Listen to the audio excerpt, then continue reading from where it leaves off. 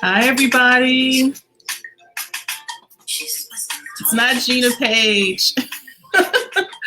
I'm Tammy, and I'm the admin who's taking over the African Ancestry Facebook Live.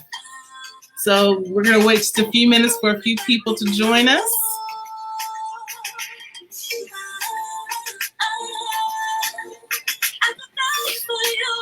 Hello, Tanya. Hello, Janet.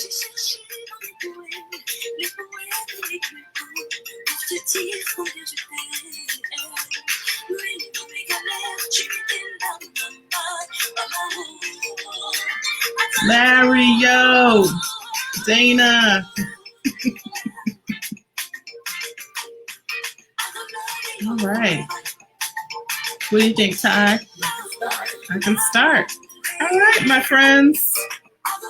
I just want to share the song that I was playing is called Ma'a, and it's by a lady named Sandrine Nanga from Cameroon. I traced my African ancestry, and I have ancestry in Cameroon. So, Sandrine Nanga. So, welcome. Hello. I'm Tammy Sibert. I am the admin for African Ancestry. Some of you may have spoken to me before, and I am so excited to be joining you all tonight for the African Ancestry Facebook Live Takeover. Gina is on travel for the next couple of weeks, so I'm here. This is our third Takeover show. I think last week we had Christine St. Ville and Julian Kiganda of Whose Shoes Are You Wearing? And if you missed that, you missed a great conversation. You can always go to our YouTube page to check out our previous Facebook Lives. It was a fun and lively conversation. You definitely want to go back and check that out.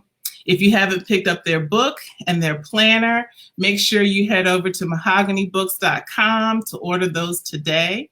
And we will be posting a link after the broadcast, so you can do just that. Yay! So I'm a little bit nervous, so you all be nice. Hi, Michael. Peace, Sleuth. Hello, Sasha. Hello, Monitra. So today, after I speak, we're going to have our trivia question, and we have a really lovely swag bag for the person who can answer the trivia question. And the trivia question is going to be related to me and my ancestry. So that's going to be fun. But why am I here today? So many people call, and I've spoken to some of you, when you receive results that you want more clarification on or were completely unexpected. And the reason I'm doing the unexpected results show is because I received unexpected results. My first result on my matrilineal side, I thought was going to be one thing, and it turned out to be another. It turned out to be Cameroonian and Bioko Island, and I'd never heard of Bioko Island before.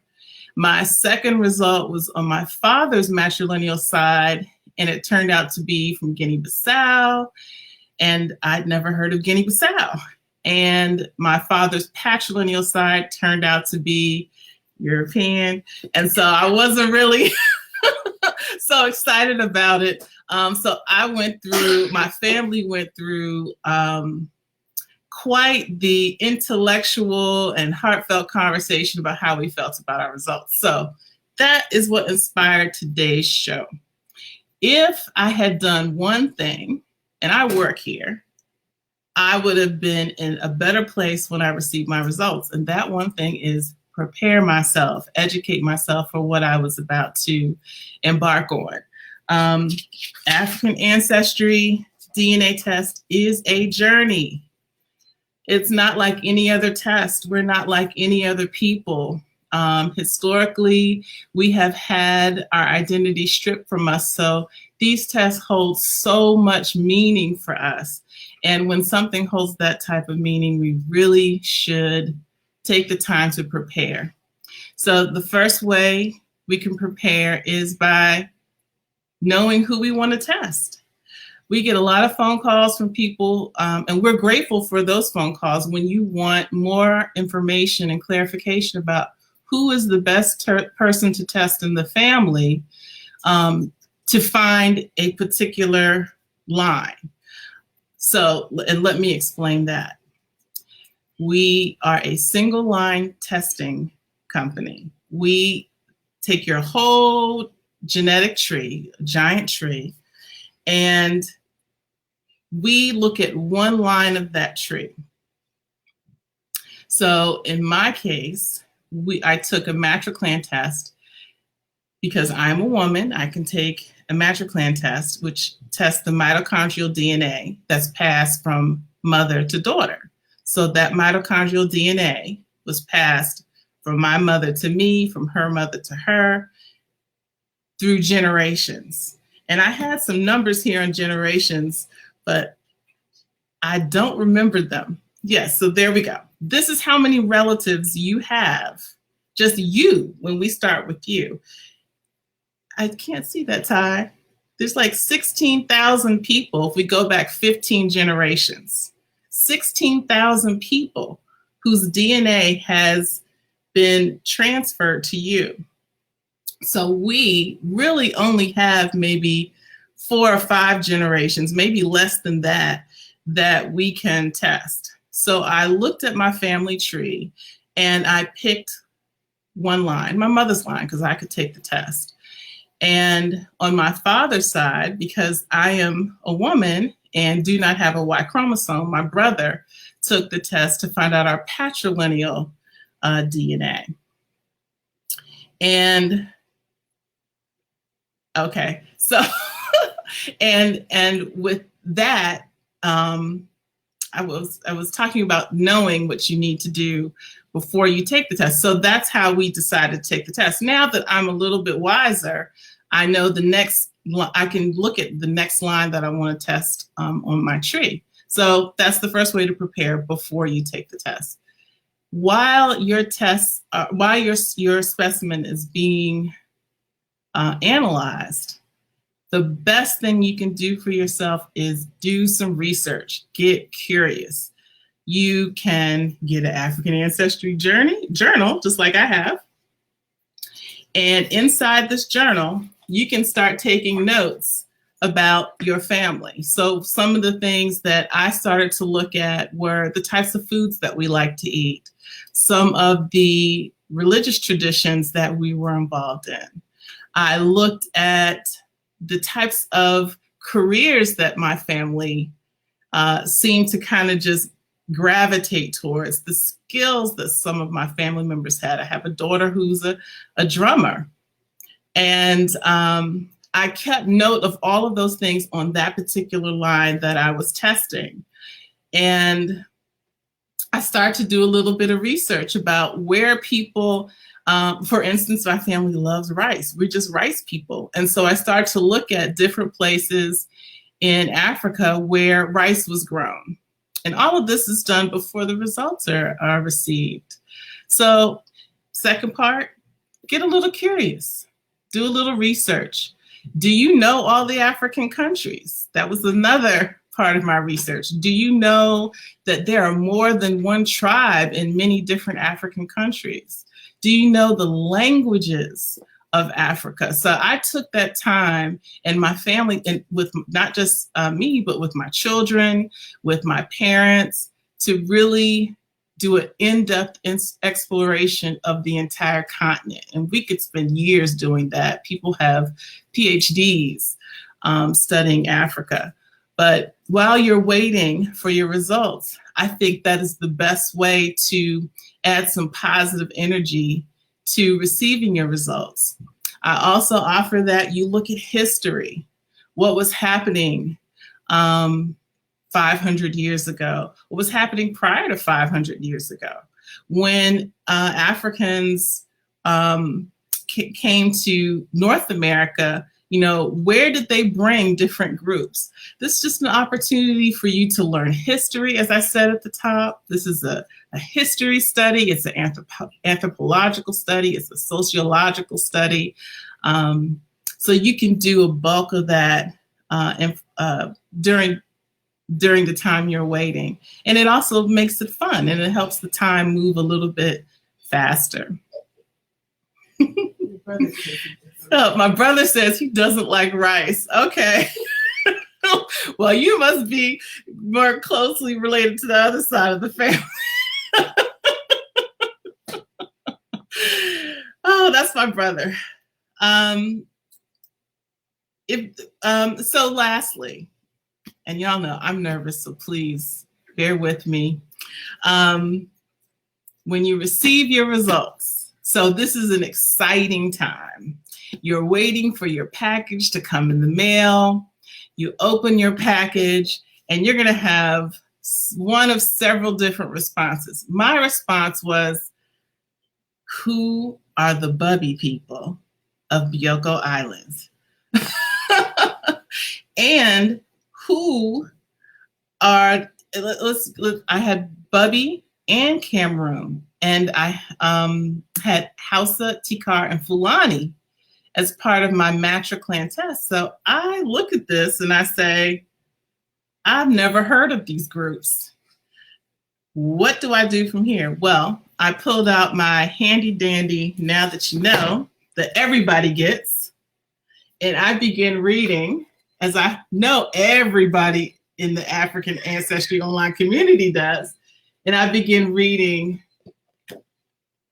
about all of these ways that I began reading about how my DNA turned into Bubby people of Bioko Island. I also started to look at the what is that thing called? The guide. Yes. Did you all know that in the African Ancestry Online community, there is a guide? Yes. You can download that guide, and it gives you some information about some of the tribes and some of the countries that show up through our test. So I looked through that, and then of course there's lovely Google, and I began to Google. So what can also come up after you receive your results is there may not be a lot of information about a particular people or about a particular country. And I believe that's not gonna be the case for too long. Ty just sent this book. This is a wonderful resource. This book is called The Peoples of Africa, an Ethno-Historical Dictionary. The author is James Olson. And in this book, it breaks down the different ethnic groups, and it gives you some information about these ethnic groups. It talks about where the name came from, how to pronounce it, and some of the different types of characteristics, whether they were farmers or whether they were where they lived, what some of their religions were. So we actually have this here that gives us a little bit more information. But still, again, this is another part of the process where you have to do a little research, where you have to do a little digging on your own. Our African Ancestry Online community is a great resource, because when some of our folks get their results, they start to look for videos and look for scholarly documents, and they'll post it in our files in the community. And that community is only for people who have actually taken our test. So in recovering your African identity, it takes preparation. It takes preparation emotionally. It takes preparation intellectually. And if you let the family join you in it, and you let your friends and community join you in it, it becomes a fun and enlightening and emotional process. It was for me and my non-rice eating brother. Also, there's one other thing. So when you have European results, if you're an African person and you have lived in North America for more than one generation and you've been subjected to oppression, seeing and being reminded that you have a non-African ancestor can really hit you in your gut. And we received many calls from people who are not so happy about those results. And for my own family, coming to terms with having a European ancestor also moved us to explore. So we began exploring the plantations that our family came from. We began exploring what our people were doing on these plantations and how that person ended up in our bloodline. And again, it's not the happiest thing to know, but it is a truth that we had to work with emotionally. And we did, and we don't talk about it much. We focus on those African results. So I think this is a good time to see if there are any questions. Okay, Olaroon. The book that I pointed out is called The Peoples of Africa by James Olson. It's about $100 or $60 something. It's roughly $60+. Yes. Right, Shelley. The average AA in the US. Shelley, that is accurate. The average African American in the US has about 25% DNA.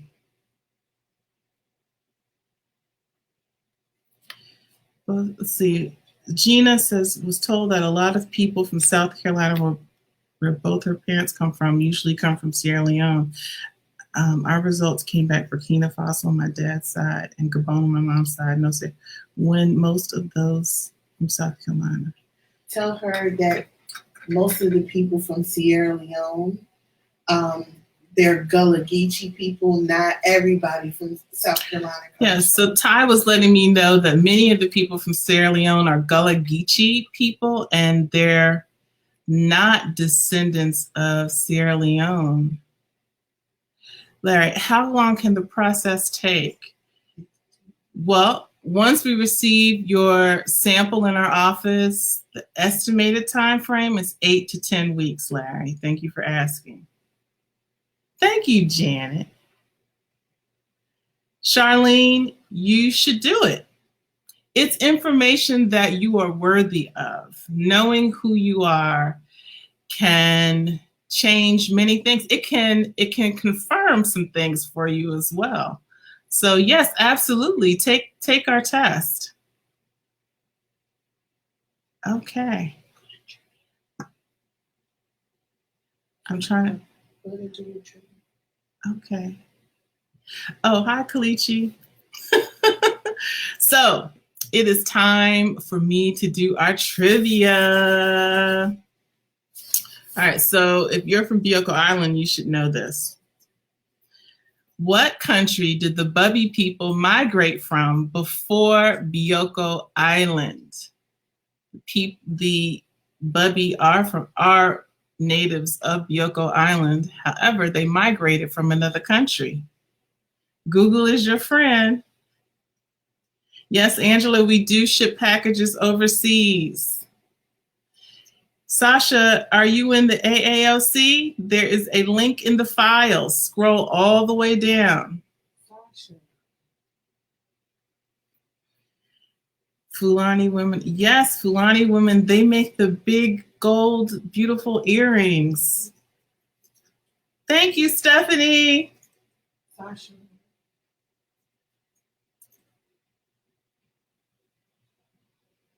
Olaroon, you focus primarily on West and Central Africa. Yes, study is important.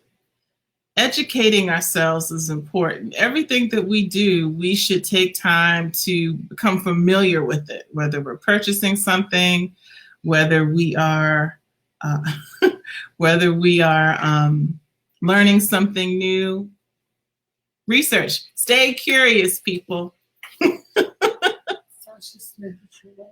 Oh, Sasha, you are the winner. Whoop, whoop, whoop. Cameroon. Yes, the Bubby people migrated from Cameroon to as resistance. They refused to be controlled. There was, if I'm not mistaken, there were two warring kingdoms, and the Bubby decided to take boats and go to Bioko Island.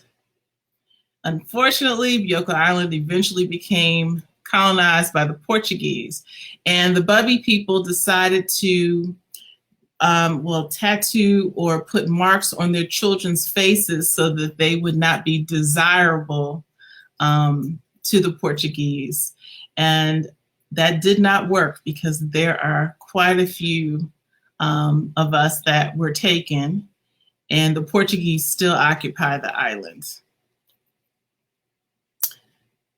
Congratulations, Sasha. You're gonna love your swag bag.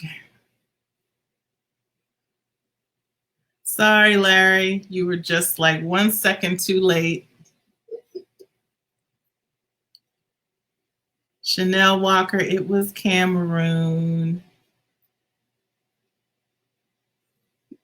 Yes, the Bubby still refuse to be controlled. Thank you, Janet. Sasha, you were 100% Bubby. All right, we're cousins. Oh, House of Fulani Cameroon, we are cousins. Hey, cousin. I had nothing to do with her winning. She just did her research. She did. See, my people, we like preparation, right, Sasha? Okay. So Ty, where do I go from here? If there's no more questions, you can go to your announcement. So are there any more questions, comments, shout outs?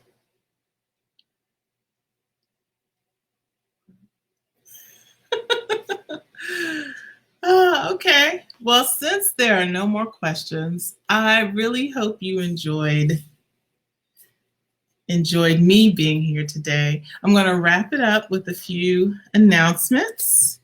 So, Gina will be setting sail on the Capital Jazz Super Cruise this week. They are traveling to Haiti, and she will reveal the ancestry of Avery Sunshine and her husband, Dana Johnson. She'll reveal the ancestry of Gregory Porter, as well as the legendary Sheila E.